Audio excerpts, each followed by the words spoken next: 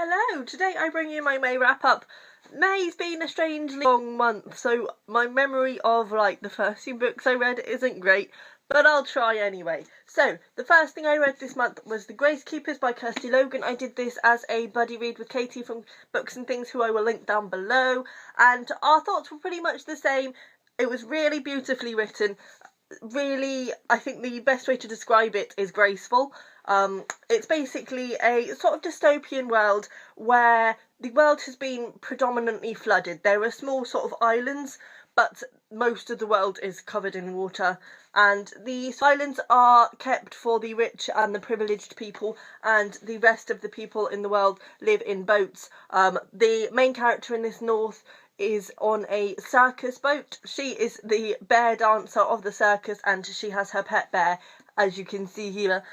Personally, for me, the bear was the best bit. I thought he was really interesting. I think Kirsty Logan could possibly have gone into the bear more, but I think he was sort of there more as a symbol than an actual character, but he was really fascinating. So we follow North, and we also have alternating chapters with other people. So we also follow predominantly Callanish, who is a gracekeeper, who she does get to live on land, but she's sort of been exiled from society. I don't want to go too much into why she is strange or why she's been exiled, because I think that's sort of a bit of a secret. But she has been exiled, and she has to, basically a gracekeeper is given their own island, their own house, but they have to watch over the people who have died at sea. So each person who dies at sea comes to the area outside of Callanish's house, which is like a graveyard, but it's sea, but it's graveyard. And each person gets their own, I'm going to say bird in a cage. They did have a name. It might be Grace's, I might be wrong. And she has to then look after that bird, and that's sort of her respecting the dead and seeing them off, as it were. So we also follow her, and there is an incident on the circus boat which was really heartbreaking, and that ends up with the circus boat actually stumbling across Callanish's island, and things go from there. It's a really fascinating world, and I think the writing really helps to get across this really almost sinister tone, because it's so graceful and gentle, and yet what it's telling you is not nice things, like it's not a nice world. And it's quite devastating at times because it just sneaks up on you that way. It was really beautiful, and I would definitely recommend reading this, and not to mention that the production of this book is spectacular. There's mermaid beneath the dust jacket. Who needs more? Who needs more? Then I read a Dance with Dragons #2, After the Feast by George R.R. Martin. I have done a separate sort of review of this, so it doesn't contain spoilers, but I will link it down below. I'm bored now, to be honest. I mean, they're all thick, and this was the last one that's currently been published. I don't know if I'll continue when the next one gets published, because I am bored. I've never read a really long series before, and I just don't care anymore. I literally just read this to get it out the way. So I don't think my opinion on it is necessarily fair, because it was still fine, but I've had enough. I don't want to hear about these people anymore. Then John Steinbeck's Grapes of Wrath. Again, I've done a review of this, which I will link down below. I won't go too much into this, but I absolutely adored it. It was really spectacular, and this is the book that I'm pushing on everybody at the moment and just saying, you need to read it, because everybody needs to read it. Then I read my library pick for the month, which was The Butcher's Hook by Janet Ellis. I was so impressed to find this in the library, because we never have new books. I think this is the newest book I have ever seen. I'm not going to hold it up because it's making me go strange. Though, look how beautiful the cover is. And also, the image is inverted in the inside. It might be better to hold it up at the back there. It's a very beautifully produced book. Anyway, I was sort of toying with picking this up at some point, though I wasn't urgent to do so. But when I saw it in the library, I thought, yeah, I'll get it. I think I kind of went into this not knowing anything, kind of thought it was one thing and then it was totally not. But what I will say for this is that the writing is just spectacular, really beautifully done. It's a debut novel. Obviously Janet Ellis used to be on Blue Peter and is the mother of Sophie Bextor Ellis, and is just a very talented lady, to be honest. But there were issues for me with it. I gave it 4 stars because the writing was just that good. But for me, basically this is about a girl called Anne Jacob, and it's set in like the 17 something, wait, I'll check. It's set in 1763, and she has been sworn to a rich man, but she has ideas of her own, and she develops a sort of infatuation and a relationship with the butcher's boy. Now, I kind of, from reading the first bit, I thought it was going to be a straight out romance, like they run off and love each other or whatever. It's not that. And it takes a really unexpected turn about 200 pages in that's just like, whoa, I did not see that coming. No, I really enjoyed it. But my personal opinion was that the twist at the end, which I don't want to go into too much because I don't want to spoil anything, it was too out of the blue. I feel like there wasn't enough in there to hint at what was going to happen. Like, reading it back, I would probably pick up on a lot more, but I think there should have been a little bit more hint than there was, because it literally just took me by surprise, completely changed my view of this character, and really just threw me for six.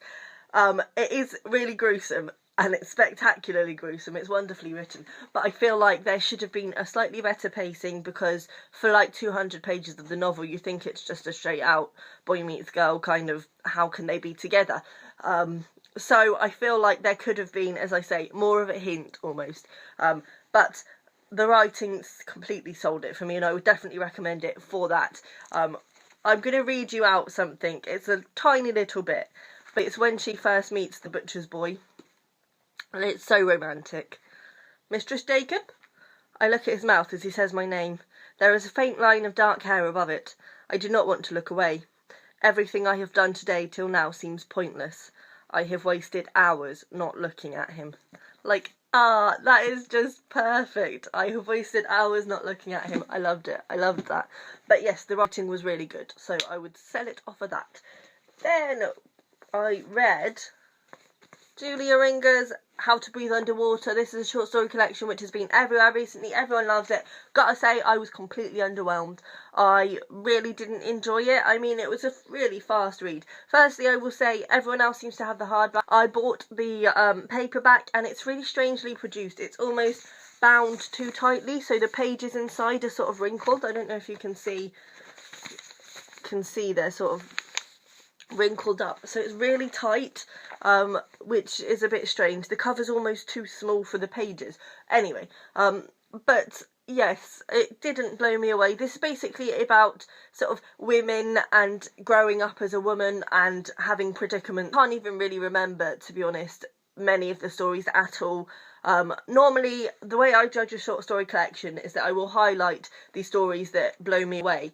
I highlighted the last one, but I don't know whether that was because I actually enjoyed it or whether it was because I felt like I should highlight at least one. Like, they were adequately written, there was nothing wrong with them, but I was just not blown away in the slightest. Of all the short story collections I've read, this one probably left me the least impressed. I as I said, I read it a few weeks ago and I can't remember really a single story, so that's a problem for me. Then I finished an audiobook, which I will put a picture of someone, Not Working by Lisa Owens. This was bad. Like, there was nothing redeeming about this. It was the most bizarre, strange, just bad book. Basically, I picked this up because I saw it advertised, and it's about a woman who gives up work to work out what she wants to do with her life, which is exactly what I've done. So I thought, yeah, I'll get that. That'll be good. And I wanted it straight away, so I got it on audiobook. And firstly, the narrator was just shocking. It was narrated by Tuppence Middleton, and this is the first experience I've had of having a audiobook with just a bad narrator. And the problem was, the text was wooden, and she was wooden, and together they just made this awful thing. Her voices, for example, were just shocking. Like, and admittedly, I got more used to her towards the end, but especially for the first sort of few hours, I was just like, why are you doing this? So that was bad.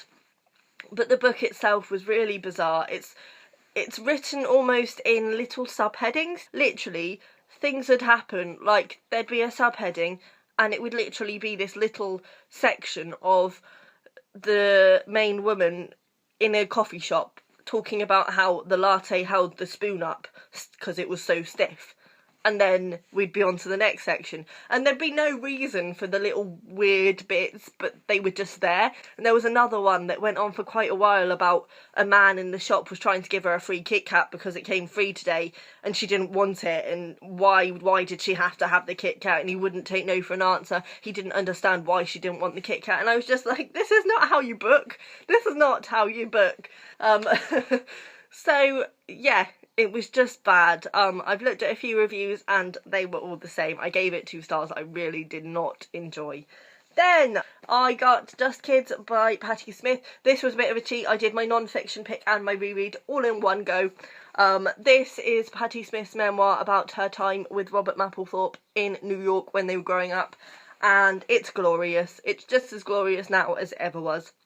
I read it about a year and 6 months ago and absolutely fell in love, and I wanted to pick it up again because I'm very much wanting to read inspiration about people who make a life creatively at the moment, and this is absolutely that. I think this is perfect for anybody interested in the creative life. When I went into this, I didn't know who Patti Smith was particularly. I knew she was a punk person, but I didn't know anything about her. I didn't know her music, but I still went into it and I still was absolutely blown away. So it's not one of those things where you need to know a little backstory in order to actually enjoy it. It's absolutely just for anybody who wants to live a creative life. The thing I would say with this time is that I got much more of the grief in there. Like, obviously, and it's not a spoiler to say that Robert Mapplethorpe is now died of AIDS. He died when he was in his 40s, but obviously this is looking back at them when they were in their 20s, when they first met, and their relationship up until the point where he died. And they had a real affinity. Like, they started off as lovers and actually ended up not being lovers because he ended up realising he was homosexual, but because it was his sexuality and not the fact that he didn't love her, they got this really strong friendship out of it, and it's absolutely lovely. When I first read it, it was all about the creative lifestyle for me, and it was all about the life they were living and the fact they were living in the Chelsea Hotel in New York, which is where a lot of people seemed to live, and a lot of beatniks lived there, and a lot of punk rockers, and all of this. Even Jimi Hendrix makes an appearance, Janis Joplin, William Burroughs. You get loads of little names in there that you're just like, they're all living together in this big hotel, and it sounds like so much fun. But for me, what really came across this time was the grief. It's really, really sad because the whole thing is just so bittersweet and just full of pain. And the reason she's written it is because Robert asked her when he was on his deathbed to write their story. So this is it, and it's definitely one I would recommend to anybody. Then I finished another audiobook, which I've been listening to for a very long time, which is Not the End of the World by Kate Atkinson. This is a short story collection. It's the first Kate Atkinson I've read / listened to. I feel like I would have enjoyed this a lot more if I had read it, but I also feel like I wanted to get the experience of listening to short stories because I write them and I think it's very useful to hear how it sounds when it's spoken. So that was why I got a short story collection. And also, they're quite handy because if you just have like a half-hour trip, you can listen to a whole short story. But that kind of ended up being a bad point for me personally because I didn't ever get half an hour straight where I could listen to them when I was going somewhere. It'd be like 10-15 minutes, and I hated leaving a short story halfway through because when I next came back to it, I would feel like I would have to start it again because it's a short story. You want to listen to it in a short burst. But it was really good. It took me a long time to get through, but that was okay. It was quite enjoyable.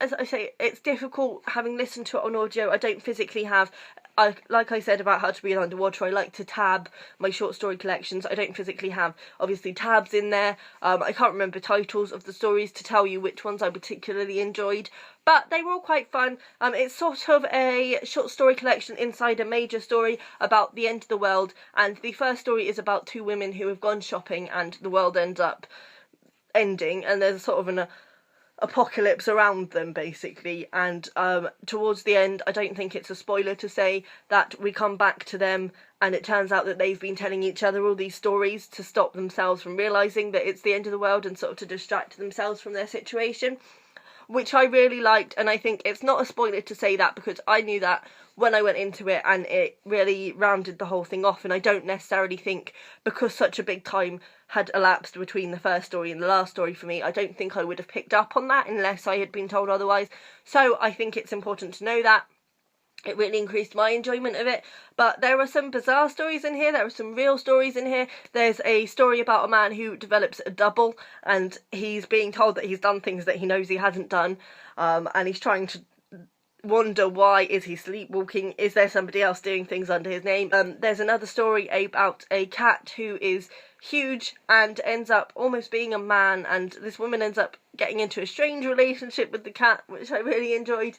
There's also stories there's one about a muddle and the nanny who looks after her child, and it's basically just about how bad a mother this muddle is. And I quite liked it because the muddle, Romney, called Romney something, she appeared in quite a few stories. Like, people would be looking at the newspaper and they'd be like, oh, that Romney, blah blah.